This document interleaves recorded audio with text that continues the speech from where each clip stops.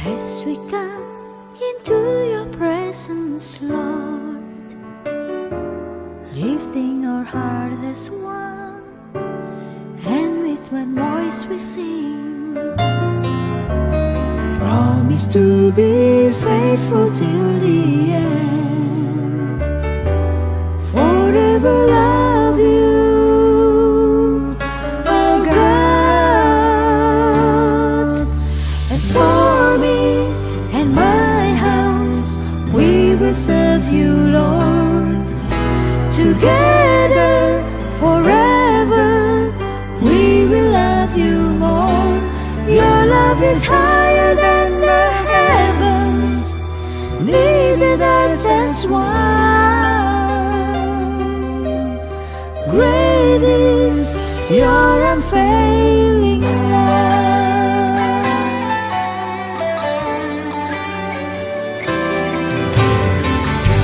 Datang di hadirat-Mu dalam satu kasih dengan bersehati, Berjanji setia sampai akhir, mengasihimu, Yesus. Bersama keluargaku melayani Tuhan, bersatu selamanya mengasihi Engkau. Tiada yang dapat melebihi kasih-Mu ya Tuhan. Bagi kami Engkau segalanya. Gelombang badai hidup coba menghalangi, namun kuasa Tuhan buka jalan kami.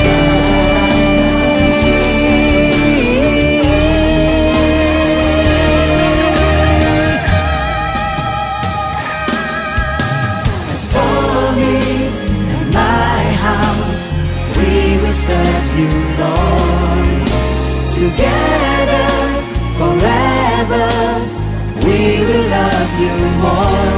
Your love is higher than the heavens, needing us as one. Great is your unfailing love.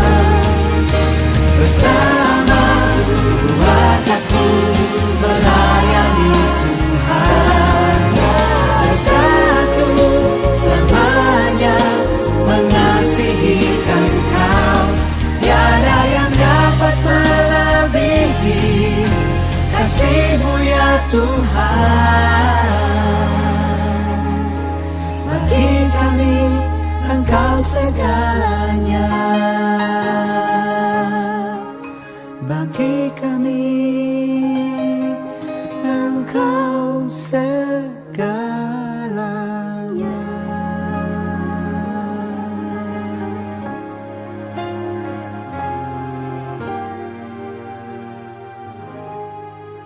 Salam, sahabat-sahabatku, ibu bapak sekalian. Ini adalah momen yang saya tidak akan lupakan, karena tanggal 11 Juli ini genaplah usia pernikahan kami 54 tahun. Dan bukan kebetulan kalau latar belakang kami di sini ada bahtera. Inilah gambaran bahtera rumah tangga keluarga kami. Selama hampir 8 tahun kami berjuang untuk mencari kebahagiaan dalam rumah tangga, namun kami belum mendapatkan ketika itu. Kami berumah tangga berbeda latar belakang. Saya seringkali menjadikan istriku menderita, berlinang air mata. Namun saya selalu bertanya, kenapa istriku kuat menghadapi suami yang belum di dalam Tuhan, menghadapi suami yang keras, mengapa dia bertahan? Dan ternyata jawabannya saya dapatkan dan Ibu akan sampaikan. Ya, saya akan sampaikan firman yang menguatkan saya dari Ulangan pasal 33 ayat 13 sampai ke 16. Tentang Yusuf, ia berkata, kiranya negerinya diberkati oleh Tuhan dengan yang terbaik dari langit, dengan air embun dan dengan air samudera raya yang ada di bawah, dengan yang terbaik dari yang dihasilkan matahari dan dengan yang terbaik dari yang ditumbuhkan bulan, dengan yang terutama dari gunung-gunung yang sejak dahulu, dan dengan yang terbaik dari bukit-bukit yang berabad-abad, dan dengan yang terbaik dari bumi serta segala isinya, dengan perkenanan Dia yang diam dalam semak duri. Biarlah itu semuanya turun ke atas kepala Yusuf, ke atas batu kepala orang yang teristimewa di antara saudara-saudaranya. Puji Tuhan. Firman Tuhan yang menjadi pegangan dalam hidup saya, meskipun secara kasat mata kenyataan ya saudara bertentangan dengan apa yang saya rindukan. Tetapi firman Tuhan inilah yang menguatkan bahwa suamiku adalah suami yang terbaik. Amin. Jadi itulah saudara-saudaraku, saya baru mengerti mengapa Ibu begitu kuat, karena ternyata dia dapat firman Tuhan dan dia katakan di dalam doanya selalu katakan, suamiku yang terbaik, terbaik, terbaik, terutama, terbaik, dan teristimewa. Tuhan memberkati. Ya, puji Tuhan. Saudara-saudara, tadi kita sudah mendengar rahasia kenapa Ibu Wisnu bisa bertahan hidup dalam rumah tangga dalam kondisi suaminya yang belum terima Tuhan dengan segala kekerasannya, namun Ibu dapat bertahan karena itulah sabda Tuhan yang memberikan kekuatan. Tadi sudah dikatakan, Ibu selalu berkata tentang saya, suamiku adalah yang terbaik, terbaik, terbaik, terutama, terbaik, dan teristimewa. Dan kata-kata iman ini betul-betul digenapi. Akhirnya saya terima Yesus sebagai Tuhan dan Juru Selamat, terus berjuang untuk lebih setia dengan Tuhan. Akhirnya saudara-saudaraku, saya menghadap komandan saya, ketika itu saya masih aktif dinas di Tentara Nasional Indonesia Angkatan Udara. Saya katakan kepada komandan, saya mohon izin untuk bisa sekolah, dan singkatnya saya masuk sekolah penginjil di Seminari Bethel Petamburan, Jakarta. Dan waktu saya di Petamburan, maka saya terpisah dengan istri dan anak-anak. Hari Sabtu adalah saya kembali ke pelayanan, dan saya melayani di bawah penggembalaan Pendeta Yakob Nahwai. Dan Sabtu Minggu saya berada di Cimanggis untuk melayani. Dan selama 6 bulan saya melayani saudara-saudara. Ibu juga kembali akhirnya ke Pondok Gede untuk bersama-sama. Dan waktu saya melayani terus di Cimanggis, Ibu berkata, ayah enak bisa kebaktian, bisa melayani. Saya dan anak-anak sudah berbulan-bulan tidak pernah kebaktian. Lantas saya tanya, apa maksudmu, Mama? Silahkan Mama yang akan cerita. Saudara, saya sebagai orang Kristen sejak kecil, setiap hari Minggu saya pasti diusahakan untuk pergi ke gereja. Sehingga setelah berbulan-bulan kami tidak pernah ke gereja, ya saya protes sama suami saya.